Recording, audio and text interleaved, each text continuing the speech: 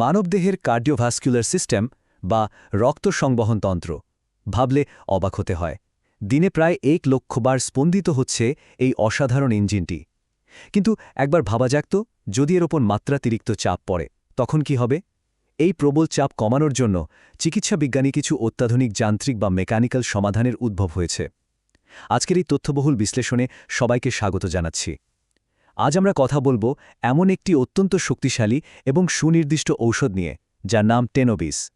আমরা ধাপে ধাপে জানব কিভাবে একটি ছোট্ট পেল হৃদযন্ত্রের এই বিশাল কাজের চাপকে একেবারে কমিয়ে দেয়। আচ্ছা, চলুন ঝটপট দেখে নিই আজ আমরা ঠিক কি কি বিষয় কভার করতে যাচ্ছি। 1. টেনোভিস কি? 2. এর ফার্মাকোলজি। 3. মাত্রা বা সেবনবিধি। 4. পার্শ্বপ্রতিক্রিয়া ও মিথস্ক্রিয়া। এবং সবশেষে 5 নম্বর, ক্রিটিক্যাল সেফটি ওয়ার্নিং বা গুরুত্বপূর্ণ সতর্কতা। তাহলে শুরু করা যাক আমাদের প্রথম সেকশন দিয়ে। 1 নম্বর, টেনোবিস আসলে কি? আমাদের হার্টকে যদি একটা বিশাল শক্তিশালী ইঞ্জিনের সাথে তুলনা করি, তবে বিটা-1 রিসেপ্টরগুলো হলো ঠিক সেই ইঞ্জিনের থ্রটল বা গতি নিয়ন্ত্রকের মতো। টেনোবিসের জেনেরিক নাম হল বিসোপ্রোলোল ফিউমারেট, আর এটি মূলত একটি অত্যন্ত সিলেক্টিভ বা সুনির্দিষ্ট বিটা-1 ব্লকার। এর মানে হল এটি সরাসরি হৃদযন্ত্রের ওই থ্রটলটাকে টার্গেট করে কাজ করে। ফলে খুব স্বাভাবিকভাবেই হৃদস্পন্দনের হার কমে যায়, রক্ত পাম্প করার পরিমাণ নিয়ন্ত্রিত হয়, আর শেষ পর্যন্ত হার্টের ওপর থেকে অতিরিক্ত কাজের চাপ জাস্ট ম্যাজিকের মতো কমে আসে। এখন প্রশ্ন হলো, এই ঔষধটা ঠিক কোন কোন শারীরিক অবস্থায় কাজে লাগে? মূলত উচ্চ রক্তচাপ বা হাইপারটেনশন, বুক ব্যথা বা অ্যাঞ্জাইনা এবং মাঝারি থেকে তীব্র হার্ট ফেলিওরের চিকিৎসায় এটি নির্দেশিত। তবে এখানে একটা ব্যাপার একদম পরিষ্কার থাকা দরকার। হঠাৎ করে রক্তচাপ চরম আকার ধারণ করলে, অর্থাৎ হাইপারটেনসিভ ক্রাইসিসের এমার্জেন্সি চিকিৎসায় কিন্তু এটা একেবারেই রেকমেন্ডেড নয়। এটি দীর্ঘমেয়াদী সমাধানের জন্য, তাৎক্ষণিক কোনো ম্যাজিক পেল হিসেবে নয়। এবার আসা যাক 2 নম্বর সেকশনে, ফার্মাকোলজি। চলুন দেখি ঔষধটা শরীরে আসলে কিভাবে কাজ করে। এই বিষয়টা বেশ ইন্টারেস্টিং। টেনোবিস সাধারণ ঔষধগুলো থেকে বেশ আলাদা। কেন জানেন?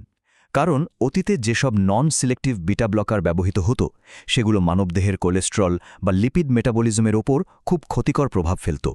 কিন্তু টেনোবিস এতটাই সুনির্দিষ্ট যে দীর্ঘমেয়াদী থেরাপির পরেও এটি শরীরের উপকারী বা কার্ডিওপ্রোটেক্টিভ এইচডিএল কোলেস্টেরলের মাত্রায় কোনো নেতিবাচক পরিবর্তন আনে না। সত্যি ফার্মাসিউটিক্যাল ইঞ্জিনিয়ারিংয়ের দারুণ একটা সাফল্য এটা। 88%। হ্যাঁ, এই সংখ্যাটা আসলে ঔষধটির অ্যাবসলিউট বায়োঅ্যাভেলেবিলিটি নির্দেশ করছে। মানে হলো ঔষধটা খাওয়ার পর আমাদের গ্যাস্ট্রো ইন্টেস্টাইনাল ট্র্যাক থেকে এটি প্রায় সম্পূর্ণ শোষিত হয়ে যায়, এবং এর ফার্স্ট পাস মেটাবলিজমের প্রভাব এতটাই কম যে একদম বিশাল একটা অংশ অবিকৃত অবস্থায় সরাসরি রক্তে মিশে তার কাজ শুরু করে দিতে পারে।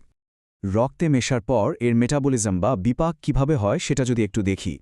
মানবদেহের লিভারে বা যকৃতে মূলত CYP3A4 এনজাইম পাথওয়ে এই বিপাকের প্রায় 95% কাজ একাই সম্পন্ন করে, আর বাকি মাত্র 5% কাজ করে CYP2D6 এনজাইম। আর এর ক্লিয়ারেন্স মেকানিজমটা তো জাস্ট পারফেক্ট একটা ব্যালেন্স। লক্ষ্য করলে দেখা যাবে ঠিক 50% ঔষধ কিডনির মাধ্যমে অবিকৃত অবস্থায় শরীর থেকে বেরিয়ে যায়, আর বাকি 50% লিভারে বিপাক হওয়ার পর কিডনি দিয়ে নির্গত হয়। এই নিখুঁত 50-50 ব্যালেন্স এবং 10 থেকে 12 ঘন্টার হাফ লাইফ থাকার কারণেই রোগীদের দিনে মাত্র একবার এই ওষুধটা নিলেই চলে। পুরো প্রক্রিয়াটা অনেক সহজ আর নির্ভরযোগ্য, তাই না? এবার আমরা যাচ্ছি 3 নম্বর সেকশনে, মাত্রা ও সেবনবিধি। চলুন দেখি ওষুধটার ডোজ কিভাবে ধাপে ধাপে কাজ করে। চিকিৎসকরা সাধারণত খুব সাবধানে এর মাত্রা বাড়ান। প্রথমে দৈনিক 5 মিলিগ্রাম দিয়ে শুরু করা হয়। এরপর অন্তত 2 সপ্তাহ অপেক্ষা করে অবস্থার মূল্যায়ন করতে হয়। প্রয়োজন হলে মাত্রা বাড়িয়ে 10 মিলিগ্রাম বা সর্বোচ্চ 20 মিলিগ্রাম পর্যন্ত করা যেতে পারে। তবে গবেষণায় দেখা গেছে দৈনিক 20 মিলিগ্রামের বেশি মাত্রা বাড়ালে তা কিন্তু আর তেমন কোনো উল্লেখযোগ্য সুবিধা দেয় না। তবে মনে রাখতে হবে, সবার শরীর তো আর একভাবে কাজ করে না।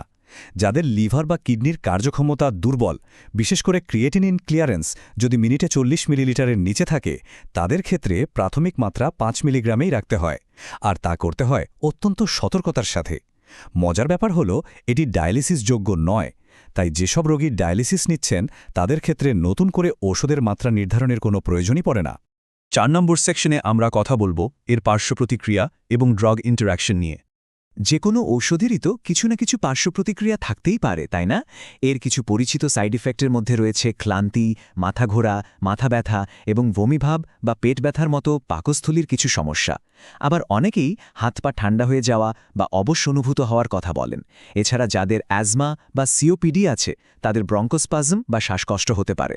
তবে হ্যাঁ, একটা ব্যাপার মাথায় রাখতে হবে, সবাই যে এই সমস্যাগুলোতে ভুগবেন এমনটা কিন্তু মোটেও নয়।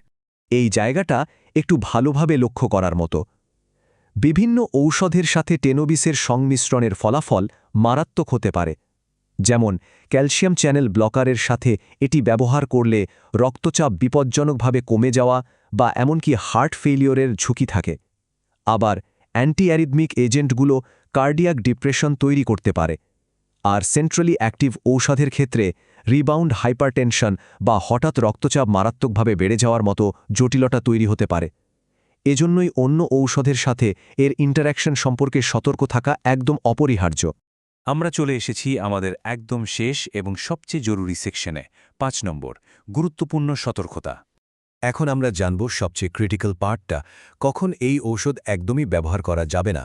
কার্ডিওজেনিক শক, তীব্র হার্ট ফেলিয়ার, সেকেন্ড বা থার্ড ডিগ্রি এভি ব্লক এবং সাইনাস ব্র্যাডিকার্ডিয়ার মতো কার্ডিওভ্যাসকুলার অবস্থায় এই ঔষধের প্রয়োগ সম্পূর্ণভাবে নিষিদ্ধ।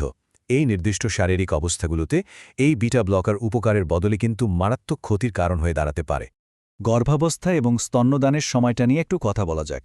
যদিও মানবদেহে গর্ভাবস্থায় এর প্রভাব নিয়ে একদম শতভাগ পরিষ্কার কোনো গবেষণা নেই, তবে প্রাণীদেহে গবেষণায় দেখা গেছে এটি ভ্রূণের জন্য ক্ষতিকর বা ফিটোটক্সিক হতে পারে। তাই শুধুমাত্র সম্ভাব্য সুবিধা যদি ঝুঁকির চেয়ে অনেক বেশি হয় তবে এটি ব্যবহার করা উচিত।